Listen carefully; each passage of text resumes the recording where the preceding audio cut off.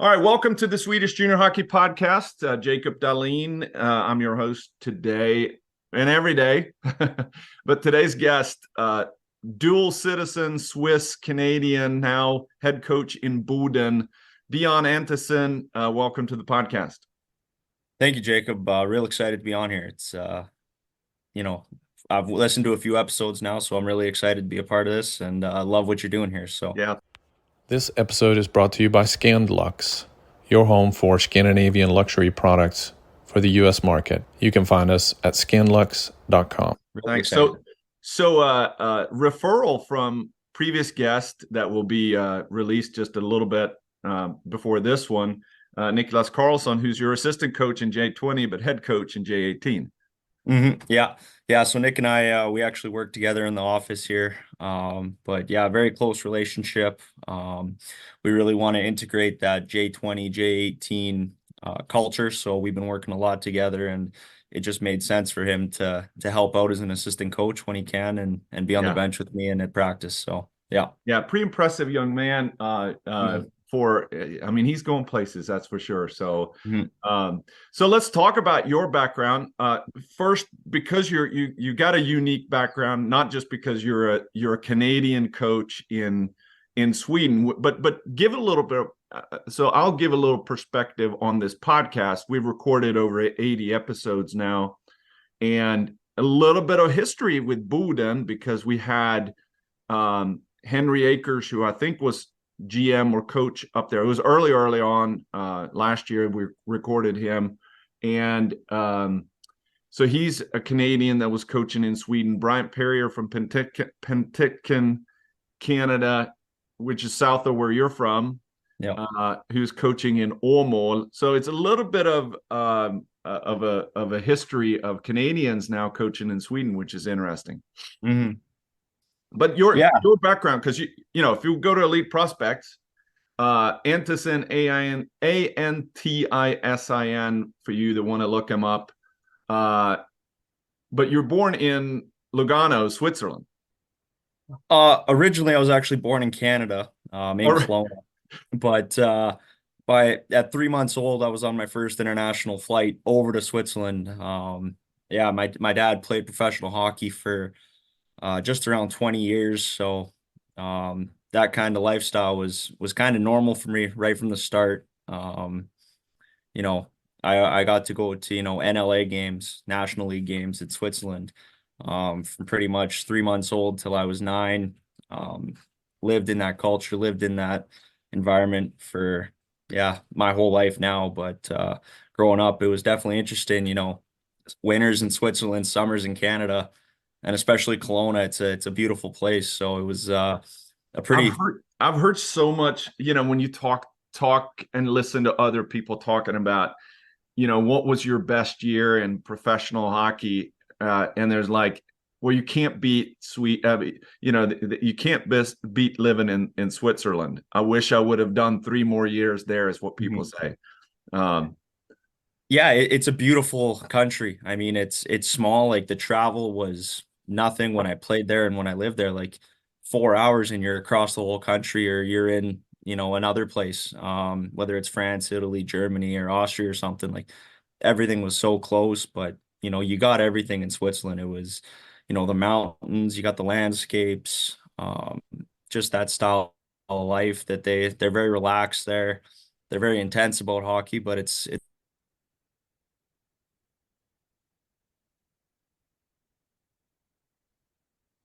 disappeared there for me.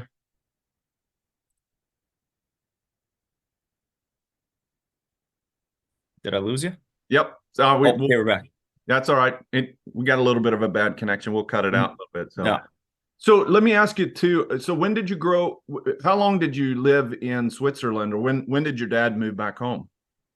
My dad had a knee injury when I was 9 years old, so we moved back to Canada permanently after that. So you actually started skating and playing youth hockey in Switzerland. Yeah. So I spent my first couple years in Zug, following my dad's career, and then did most of my time in Lugano. It was about 4 years in Lugano from 4-8, and then it was kind of ended in Geneva, which was the French part there. But yeah, that Not was pretty much the winners for me, which was pretty cool. not not bad places to grow up. No, So not at all. and then you moved. So your dad, is he from? Because if we look at kind of your where exactly is Notre Dame Hounds housed? Is that in Penticton?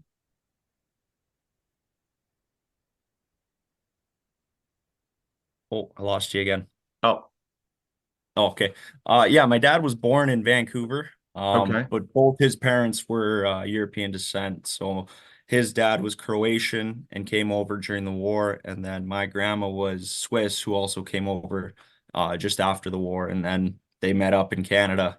And he took advantage of the Swiss citizenship right away. Got over there after his WHL career. He tried out with the Boston Bruins, I believe. And when he didn't make that team, he's just like, "Oh, I'm gonna go to Europe." So from And there, it but was easy for him. so what about in Canada? Where is he from? Other than Vancouver? I mean, because I know he's got a history with Notre Dame, and you do too. But where exactly is that? He pretty much played all his minor hockey in Vancouver. Then he went to the WHL, and I believe it was the Victoria Cougars back in the day. That he played for 3 years with. And then before the WHL, he played 1 year at junior with the Kelowna Buckaroos, Okay. which both are teams that don't exist anymore. I think Victoria went up to Prince George, became the Prince George Cougars, and then Kelowna Buckaroos just, I think, dissolved or became the West Side Warriors, maybe. So how did he end up? So Notre Dame's in. I'm looking it up here now. Wilcox, Canada, which is in Saskatchewan, right? Yeah. Not necessarily right next door to Vancouver. No, I don't think he was ever in Notre Dame at any point. Oh, okay. So how did you end up there? I had an opportunity to go and just get out of Kelowna, and I was naturally a kid that just liked to try different things, growing up traveling all the time. It was kind of, you know tough to just stay in Kelowna, and so I got the opportunity to go to Notre Dame. And that's a prep school, boarding school there in Yeah, Saskatchewan, right? yeah, in Saskatchewan. Yeah, it's prestigious hockey school with a great education program. So there's been some notable names that have gone through: Barry Just a few. Trotz, Rob Brendamore, and so Jaden Schwartz, Dylan Dubé right now in the NHL. So there's a lot of names out of that one. Well, I'm in North Carolina, so we hear a lot about Brenda Moore and him growing up there, um, and making a name for himself before he went Mm-hmm. to turn pro. So, Mm-hmm. so what age were you when you first? Were you like 15 when you moved out there? Yeah, 15. So it would have been my first year of U18. Um, I actually went there with high hopes of making the AAA team that won Telus, but I actually ended up playing single A hockey my first year. Yeah. Worked my way through for 3 years, single A, double A, then triple A, and then junior. I played 2.5 years, I guess, there as well. Yeah, and I mean, so let's talk a little bit about your junior career, because I mean, uh, so in the CCHL, so the Saskatchewan Junior Hockey League, Notre Dame Hounds has a team there Mhm. in that and plays Humboldt, and Yeah. that's a pretty dang good league. Yeah, it's a very good league. I mean, Battleford was in the finals last year, and they were almost undefeated during our season. It was an incredible team to coach against, and just to watch them play was phenomenal. Yeah. And when I played, Yorkton was one of the top teams in Canada. They won the RBC Cup the 1 year. They were Western Cup team the year before, and so it was a really good league at that point as well. And, It was and we tough want though. and we want to mention too that this is not too long ago, right? Yeah, In yeah. This would have reality, been I mean, about 10 years ago. yeah, 10 years ago. I mean, you're a young guy, Yeah. and now we'll talk about your coaching career in a second. But Mm. but what's your opinion of we haven't on the podcast, we really haven't talked too much about the Canadian juniors. We've talked more about the North American juniors, but specifically now when the BCHL is open up for Europeans. Mhm. So when you were playing in the Saskatchewan juniors, for those who don't know, there's no Europeans allowed to play unless you've done like 3 years of prep school, or you could have went to like Notre Dame, go to prep, and then you get you can go that route. But if you look at, and there's not a lot of Europeans in the junior A's. No. And in the CJ, there is a rule. I don't know how many or how it works, but yeah, there's a rule against just bringing in import players from that area or outside of North America. What's your opinion out of the so take out BCHL for a second. But you've got the OHL, WHL, and the Q, which is tier 1 in Canada. But that second level of we always kind of considered, okay, BCHL has been this beast of its own for a while, right? And then you got, what would you consider? I mean, AJHL being the second strongest, and maybe Saskatchewan Juniors third, or yeah, and I mean it's kind of every year it changes. I mean Brooks Bandits have been solid for a long time now.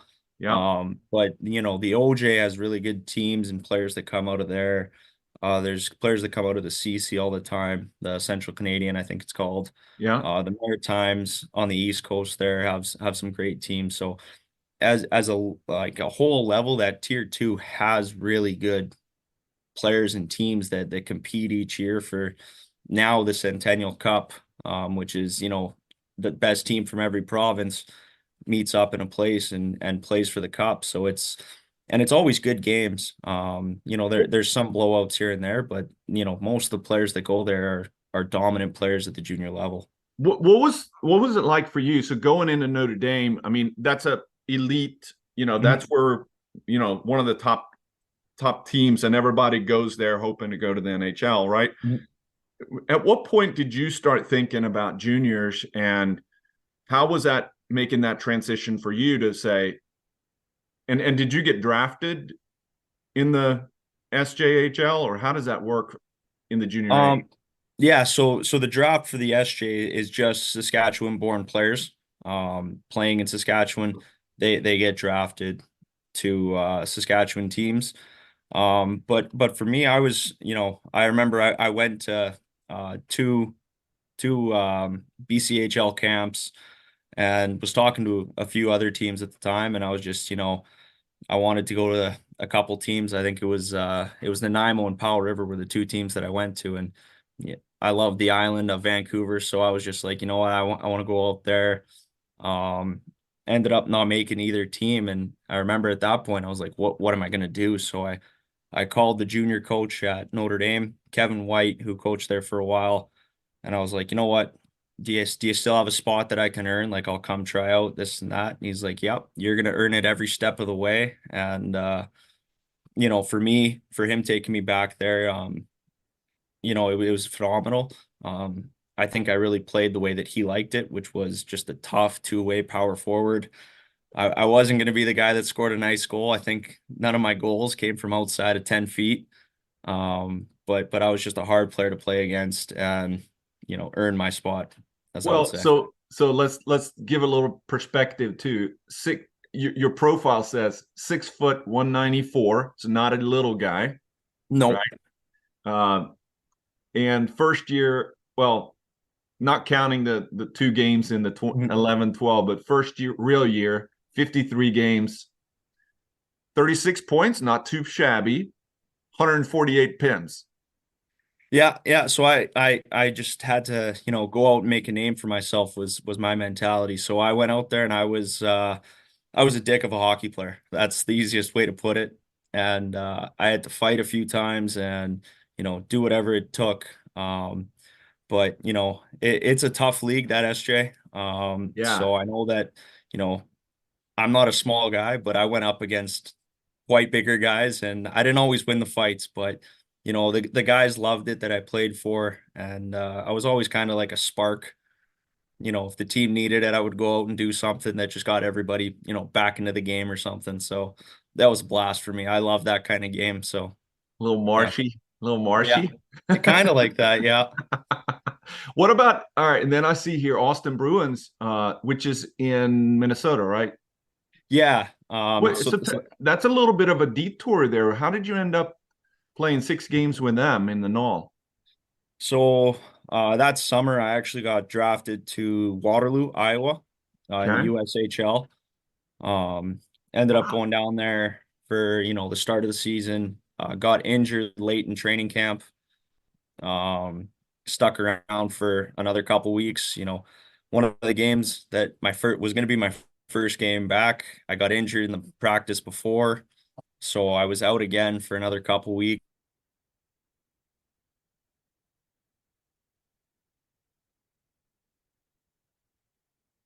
Lost you again. Had some Oh, games before you come back. I lost Oh, you there for a second. So you said you got injured there? yeah, so I got injured the second time just before what was supposed to be my first game, and after I came back from that one, the coach just told me that, I need to see you play again. I need to get you back in shape. Like, you haven't really done enough. So I was okay, go down to Austin. Chris Talk was the coach there at the time, who was, a pretty big name for the NAHL. And when I went down there, I was, excited, played the 6 games, really enjoyed my time there. And then when I went back to Waterloo, it was the Christmas break, so met with the coach, PK O'Hanley, and he was like, "You know what? We got our imports now. We're kind of full. Like, I can move you, or we can send you back. You can go to Austin." And he gave me a few options, and being away from home at 19 and injured and all that stuff, I was like, you know what? I'm just gonna go with what I know. And after Christmas, I went back to Notre Dame. So Yeah. it was kind of a whirlwind of 4.5 months for me there. So how would you describe the difference between SJ and Null? A little bit older Oh, league in the Null, right? More older players. yeah. Yeah, it was the same kind of like tough style of play. What I really noticed, and this is going back 10 years, and I think the NA has taken a big step since, was most teams you played either had a top line or top two lines, and then it kind of was like a rough, tough game for the bottom two lines. Like, there were some tough guys out there that, could take you out if you weren't ready. But I think now the NA has turned into more of a four-line skilled league that dominates. Yeah. A And little I bit of think different. they've It's a, taken. it's a little bit of difference between North and South. Mhm. In especially the South is probably a little bit more. If you're looking at the average size player in the South versus the North, it's a little bit of difference. Yeah. Yeah. And I mean, I was only in the North, and I only played the Northern teams, and there were some Minnesota boys that could play the puck, and they moved it well. So it was really cool to be in the NA. And looking back, I probably should have stayed there, just because of what it's become today and how well it is progressing in junior hockey. But at the same time, though, you got to look back at your career and been like, yeah, from working yourself up from single A to double A to triple A to getting draft or getting in the freaking USHL. I mean, yeah, you've probably earned it, but Mhm. not a lot of people can I mean, yeah, a little bit of role player probably, but at the same Mhm. time, that's pretty big accomplishment. Uh, Yeah. so then college for a couple of years, but and then you ended up in Switzerland. What didn't wasn't for you, or what was college? So you're probably then. How old were you then when you went to Concordia? I would have been 21 at that time. Okay, And college was fun. The coach and I got along, but the my style of player and his style of coach just wasn't working. So decided to move on. And actually that summer I was contemplating quitting hockey. yep, Um, and then the Vegas UNLV and University of Las Vegas GM reached out to me. He's like, "Hey, like, do you want to come play for us? Heard through the grapevine that you were thinking of quitting. And I was like, sure, I'll go live in Vegas for a year, play hockey, go to school, see what life's about. And How, super fun. yeah, how would you describe, that year of, people, yes, there's a difference between NCAA and ACHA, right? Mhm. But and it is different, but it's still, there's a lot of good ACHA teams, but what's the difference in the mentality of, right? You're going there because you did you get a restart or a spark of playing because less pressure Yeah, and that it kind of wasn't stuff? even the pressure. It was just hockey became fun again. Yeah, And it was kind of crazy because, I went there thinking that I was going to be the hot shot NCAA, like this yeah, and yeah, yeah. that. But there were some good teams and good players that we played. We played Arizona State's club team. We played Arizona University, and there were some really good players on that. Like there was a Division I player that came back to Arizona to play. Yep. So there were some really good players in that level too, but it just reminded me why I play the game again. And Awesome. from there, I was like, you know what, I got to try. I got the dual citizen. I'm gonna go try and play in Europe. Um, and that's kind of what led me back to Switzerland. Yeah. So how does that yeah, so you played a couple of years in Switzerland and was did you have, was that because of the connections of that you kind of had already formed, or like that itch of, man, I can always go out there and have a different experience? It never really crossed my mind until that last year of college, where I was like, you know what, like as fun as ACHA was, it wasn't, going to be for me long term. So I was like, I'm going to try and go and make a career out of this. So Yeah. from there, I decided to, try and go to Switzerland. I had a tryout with Zurich's farm team there, Kusnok. Um, Stuck around for a bit and then went down to Geneva's farm team, which was Sion there, Yeah. and had a great year with another Canadian coach, Joby Messier, um, who brought me in and was like, "Yeah, you're gonna be the role player that you were in Canada, and you're gonna just." I don't, he actually told me in a conversation, he's like, I don't care if you score a point this year, the way you play is going to piss off everybody in Switzerland. So just go do your thing. And from there, I was having a blast. It was a great team. We made it second round of playoffs before the wheels kind of fell off for us. But it was an awesome time that first year there.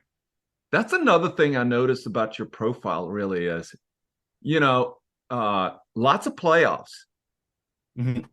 It's like, there's players to have their entire career playing in the minus, Mhm. right? But you've been able to be on teams that every year goes to the playoffs. That must be pretty fun, which Yeah, means you're winning a lot of games, right?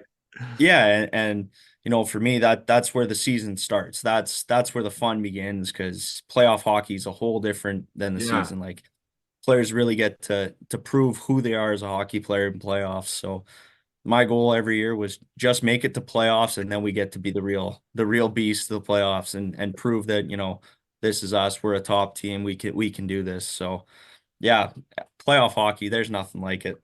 Yeah.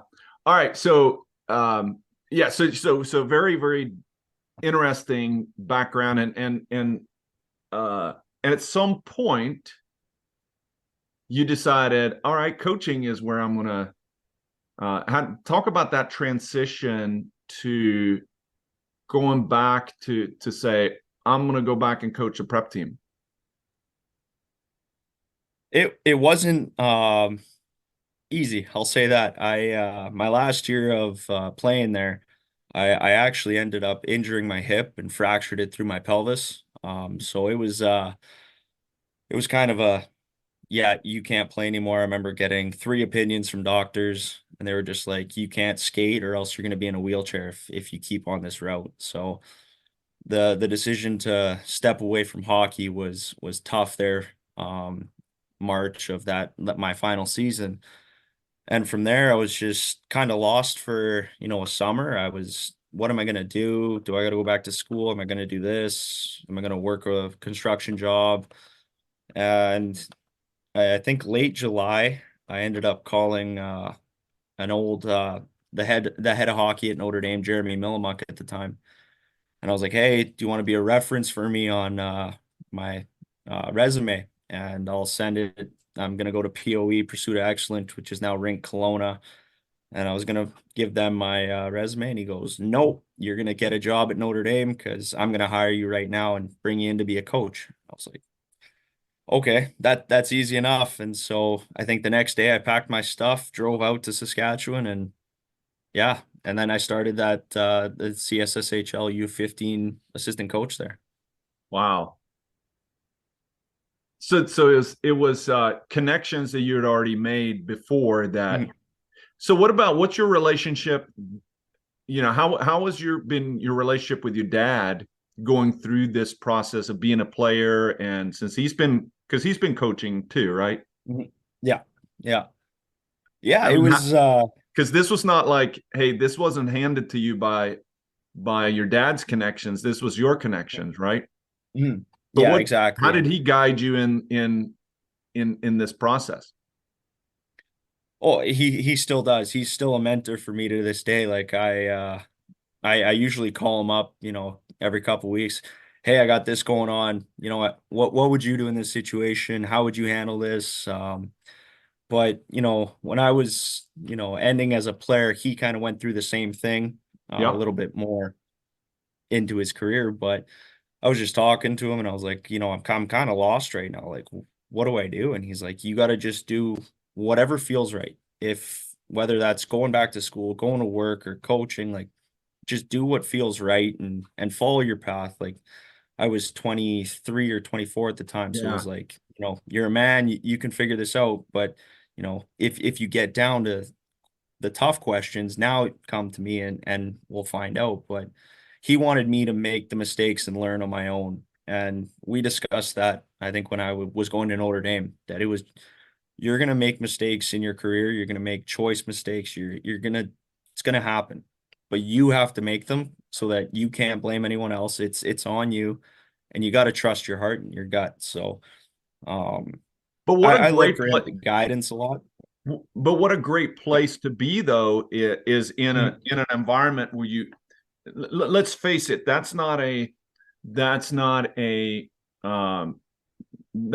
high profile place where you got good, really solid professionals around you, and probably a mix of experience, right? Oh yeah. But it's a great training ground to be able to go in where you can actually also contribute, but also learn a ton by doing. Yeah. And like, my dad's great for me because he wants me to come in with detailed questions for him. Why isn't this working? What have you tried? How can, I help? And, if it's, whether my power play is not working, if it's not working, what have I tried? What haven't I tried? This or that. And he'll break it down. Okay, go simple, try this, or I have this player, this thing in practice, drill in practice that you can do. And it's another voice that you get when you feel like you're running around. Yeah. And then, so you did 4 years, and the last year there before this one was back with the junior team. Yeah. And I mean, that was a phenomenal year with those guys. We had some really good players on that team. Jared Sitch, who's now at Mercyhurst College, NCAA Division I. We had Will Dawson, who's committed to Air Force NCAA and playing in the NA this year. So it was a fun year coaching those guys, those high skill, and there's other names that I could say in that list, but it was a blast to be able to go back and coach those 18, 19, 20-year-olds that they're there to make hockey as best they can and move and make it a career, but you're also able to have fun with them as adults. Yeah. And so talk about your coach there. So Brett Pilkington. Yeah. Right? Yeah. I mean, Brett and I still chat probably every couple days. We just talk hockey. He really kind of showed me probably my 4 years there. He was one of the guys that just took me under his wing and taught me how to be a coach, how to manage the band, what you want to see in practice, what you want to do. So he's been a great mentor for me that way. And I think he's got a great coaching career ahead of him because, he's played NCAA Division I. He's played, East Coast, a little bit in the A, and has that playing background as well to him. So just another guy that, I really have fun picking his brain about random things that Yeah. can pop up anytime. Well, if you can't be a player, coaching is a good second to still be involved in that. When you get all downhill, then you can have a podcast like this and still get involved. Exactly. So, all right. So let's talk about then, at what point how did this thing come up about Sweden? So, Leo Gerard, who's a coach in Sweden, he runs that Got My Team website. Let's put a plug in for Got My Team. So Leo's been on the podcast before. What a story he's got, right? Yeah. For people, I can't. So go back on our playlist and listen to that, and you'll find a young man that he's coaching J20 in Stockholm, in Sollentuna, I believe it is, and has he's got the guts to go out and just call someone ambition, smart, personality to be able to say, I'm willing to work. Yeah. And then he started gotmyteam.com, which is a kind of how would you describe that? It's kind of a matchmaker for players and coaches, right? Yeah, that's exactly it. Yeah. And it's a phenomenal app. Like I was using it for 2 years now, and just getting in contact with teams. And for me as a coach, I was contacting teams, every couple weeks. So it's a phenomenal piece of equipment that you can use as a coach that you'd never really would expect 10 years ago. But yeah, it's an unbelievable app. Yeah. And they were posting about this particular job, or Boden, the GM at Boden was posting, we need a J20 coach. Yeah, so last season, he actually posted one about the J20 club. And by the time I started talking with Chris Janssen, the junior manager here, it had already been filled, and they offered me the J18 Division I. And I wasn't ready to leave J20 in Canada, U20 in Canada for that. And so this summer it popped up again, and Chris and I started talking immediately, and it was just kind of, started, I think, early July, and by August 1st, I had signed the contract and was packing my bags to come over to Sweden, which I wasn't expecting. Just the way that we had our conversations, he got me excited to, be a part of this program and move forward with it. So it was really exciting. And talk about, so we'll talk about the club next, but your first impression when you got, so you came over there in summer, right? Yeah, about mid-August. Yeah. Now you're coming from Canada and been in Saskatchewan, so the contrast may not be as big as if you're coming from Orlando, Florida. Mm-hmm. Honestly, like being in the north of Sweden here, I was kind of surprised because it reminds me a lot of the BC landscape, but I knew that there was going to be the Saskatchewan winter, so I knew I was getting kind of a good mix of both. So, I got you. So for those who are listening from Canada or from the US, Boden is way up north. So in the summertime when you got there, so did you get there? What time of year did you get there?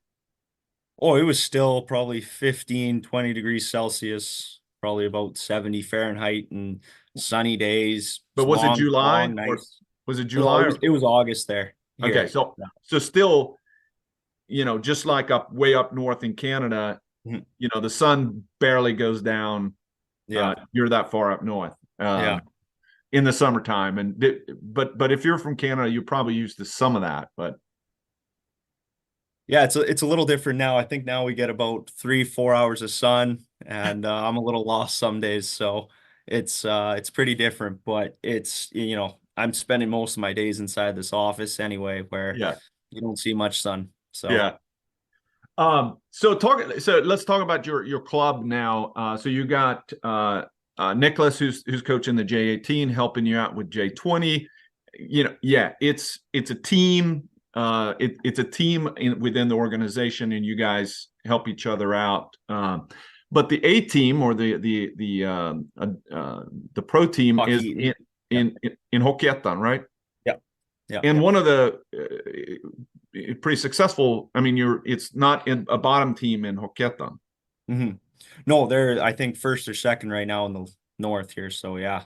Yeah. So how was that for you? Was that a little bit different coming in, where you have kind of this 18, 20 and Hockeyettan, and the 18 and 20 is playing in J18 and J20 region, right? Mm-hmm. Yeah. And so the difference, so you have the opportunity, your players, to come in playing J20 region, have the ability to practice with the Hockeyettan team as well. Not everybody, but there's opportunities. Yeah, and we've probably sent up 7 or 8 of our guys already this year just to practice. One of our D-men, Herman Janssen, he's been practicing, a couple times a week, every time. So, yeah, it's really good to have, this kind of structure with the J18, J20, and Hockey Eaton, because we all run the same system, which, Joki Fagervall, he's a well-known Swedish coach. He's been everywhere and coached everything. So again, having another guy who just has hockey knowledge and stuff like that. So we run everything similar. Each team has their own little way of running it, but it's easy for players now to jump up levels or jump down and play throughout our program and understand that this is the way we expect to play at every level. But your budget, so to speak, I mean, you have a thinner staff.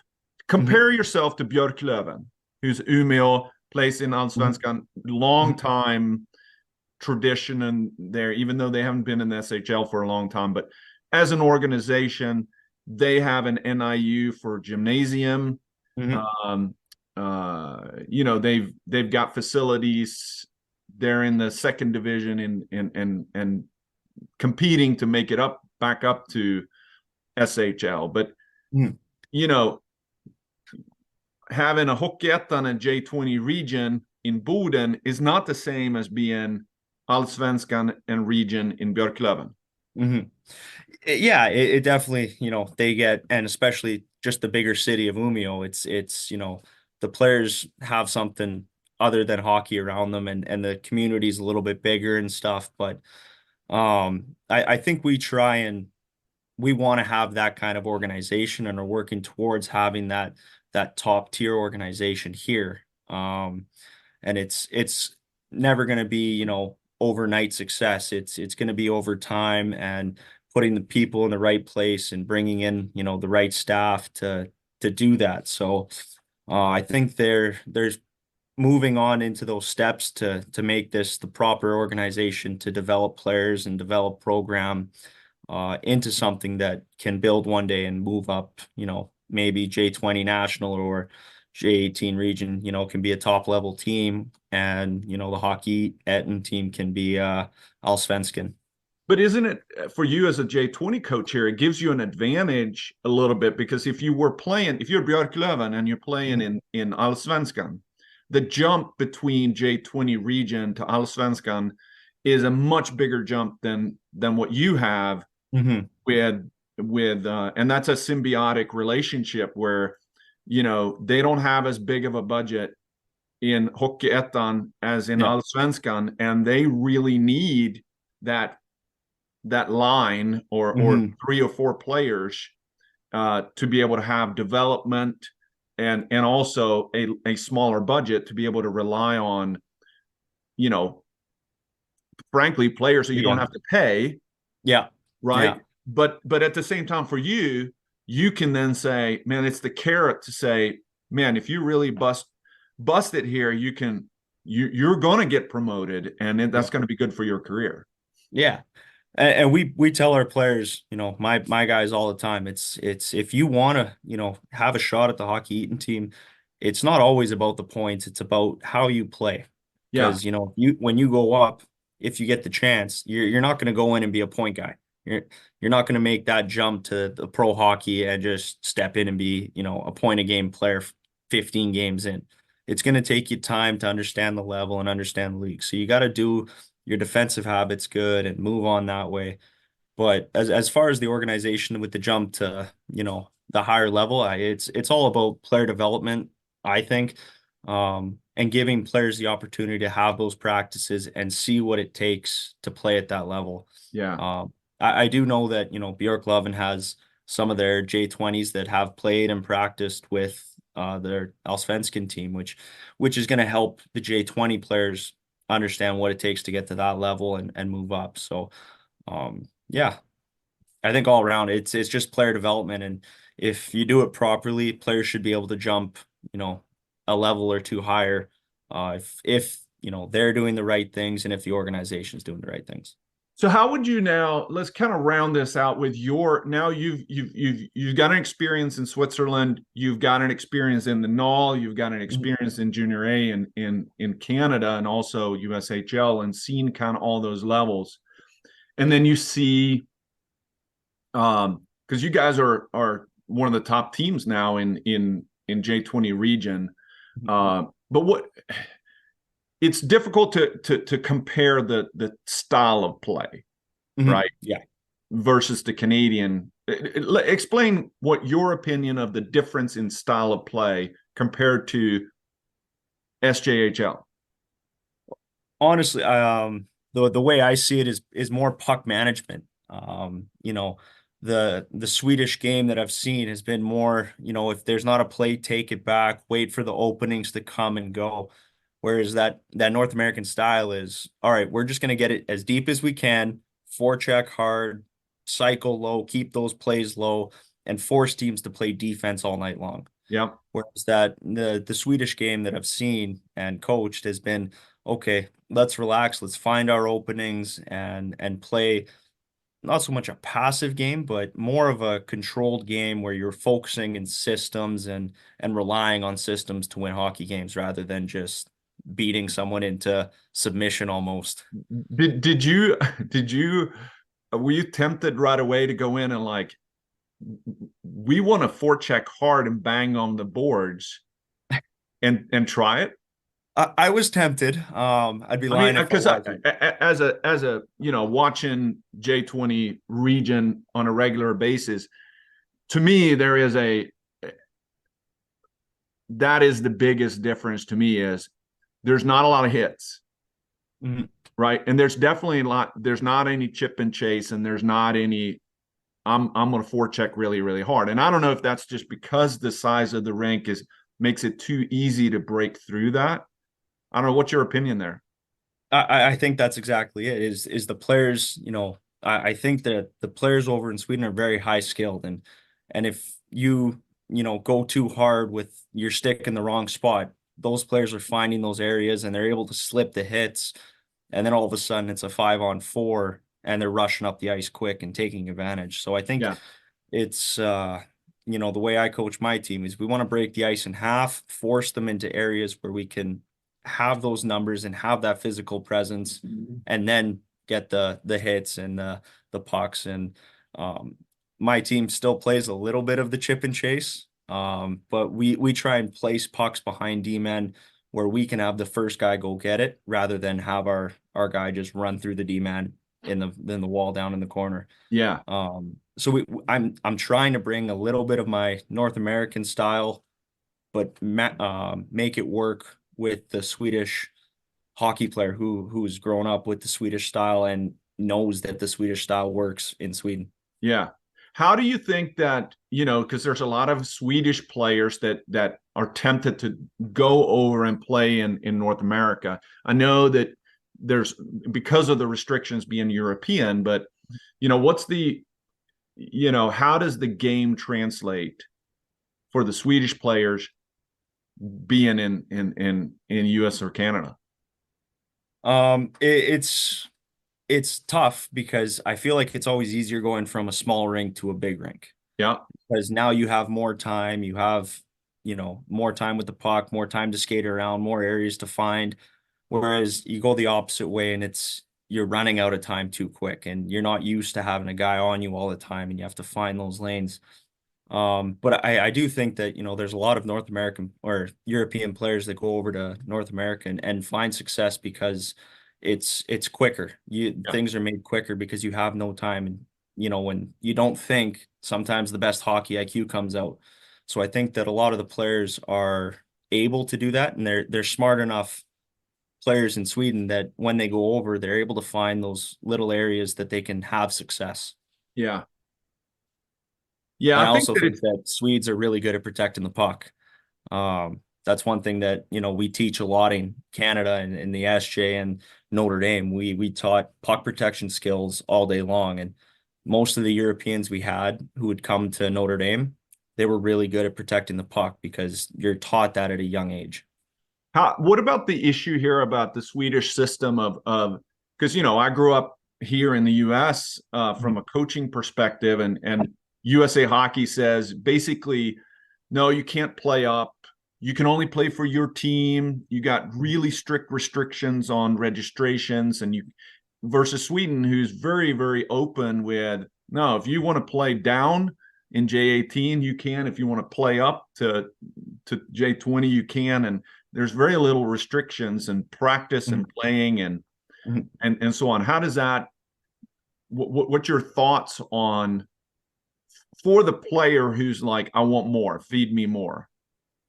I love that mentality. My opinion is it doesn't work in North America because there's too many kids that play, and you just want to keep everybody at that level in their bubbles so that, you don't get too many kids that are, playing ahead of themselves or, playing under with the weak league or something where, I think it's done proper over here in Sweden where you allow kids to take those steps, but not every kid is doing it, where it's only a few are playing up and a few are playing down because of their level, and they can excel at that higher league, or they, maybe they don't excel at their level that they're at right now, and they need a little bit more development where they can get it playing a little bit lower.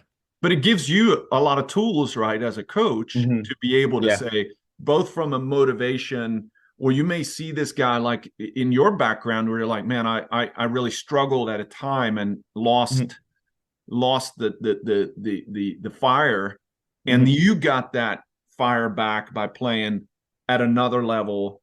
And it could be that you have a fourth liner that a healthy scratch on the J20, and then you can send them down, and man, they get that confidence back, and and then all of a sudden you get a break or two, and now you kind of got over the hump. Yeah. And I mean, in Boden, we're lucky to have a Division II team as well. So we've sent probably 6 of our players from J20 to that Division II team where they're able to, play against men, but they're able to play with their game and get a little more minutes and have success that maybe they weren't getting at J20. And then all of a sudden, like you said, they come back and they have a little bit of confidence, and they're doing things that they were scared to try before because they didn't have confidence in it. And I think that the way that, we're allowed to use our players for that rotation, if, J20 needs it or J18 needs a guy for practice, I'm happy to send a guy down and just get him some more reps, and he can, try some things. He can figure out what works. If it doesn't work at that level, maybe it's probably not going to work at the J20 level. So they get that kind of jazz back in their game, and they understand what works and what doesn't. I think that's a really big advantage that you have being in Boden, because not every team has that because of whatever, if you're playing in Frölunda, you're probably only going to be playing for that one team. Yeah. And you either are starting or you're scratched, or you may be in this role, versus the ability to have more options open. Isn't that kind of recruiting advantage that you have to be able to tell a guy that may be coming from Skåne and said, hey, here I have lots of options at my disposal where you're going to be able to, you're going to play somewhere, whether it's here. And if you are top guy, you may be able to play for, Hockeyettan or, and you're going to have a big role here, versus being pigeonholed into, no, there's only so much spots for you. And yeah, we definitely try and use that in our recruitment. We talked to a few players already that, maybe next year you're going to play J20 and you're going to have to play games with the J18s because you're still eligible. And, maybe you practice with Hockey Eaton as well. And if you're good enough, you can play. But we don't, see our organization as, I stick with my team, Nick sticks with his, and Yoki stays with his team. We want to use each other and develop our players as best we can and give them their opportunities to be the best player that they can. And you don't do that by just keeping a kid at one level. You gotta, give them a chance to fail at the higher level, come back down and, okay, this is what I can do. This is how I have to play now. Yeah. Or they go down, are able to gain their confidence, play good, be a top minute player, power play, box play, all that stuff, and excel. And then they come back and they're, okay, I can do this, I can do that. I need to block this shot here because now I know that I have to play box play or something.